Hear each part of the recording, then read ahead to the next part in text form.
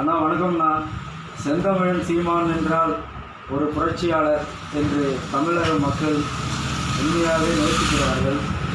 அந்த நேசிப்பின் மித்தமாக இருப்பது என்ன? ஒரு நாள் ஒரு பேச்சு பேசினா தமிழ்நாட்டுக்காக பேச வேண்டும். இவர்களை சுட்டிக்காட்டி ஒரு நிமிடத்துக்கு ஒரு வார்த்தைகளை மாற்றி பேசுவது அது நாவுக்கு அழகல்ல, நல்ல மனிதருக்கு அழகல்ல, நல்ல தலைவருக்கு அழகல்ல.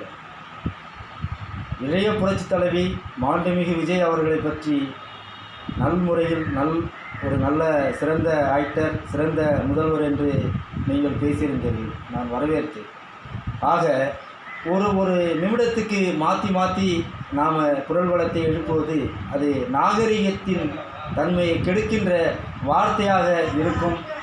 மரியாதைக்குரிய அண்ணன் சீமான் அவர்கள் அப்படி இருந்தால் எப்படி நாமல் இன்றைக்கி விடுதலை புலிக்காக போராடக்கூடிய ஏழை மனிதர்களாக, ஈழத்துக்காக போராடக்கூடிய ஒரு போராளி இப்படியெல்லாம் பேசுவது சரியா என்பதுதான் அண்ணன் மரியாதைக்குரிய சீமான் அவர்களை நான் கேட்கிறேன்.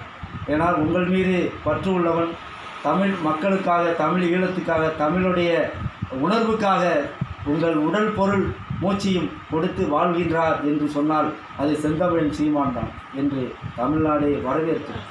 அப்படி இருக்கும்போது நீங்கள் பிறரை குறை சொல்லி பேசியதனால் என்னத்தை கொண்டு செல்லப் போகிறது? மக்களுக்காக போராடுங்கள், மக்களுக்காக இயங்குங்கள். மக்கள் மூச்சோடும் பேச்சோடும் வாழ்ந்து கொண்டு இருக்கிறோம் என்று நாங்கள் உணர்கிறோம்.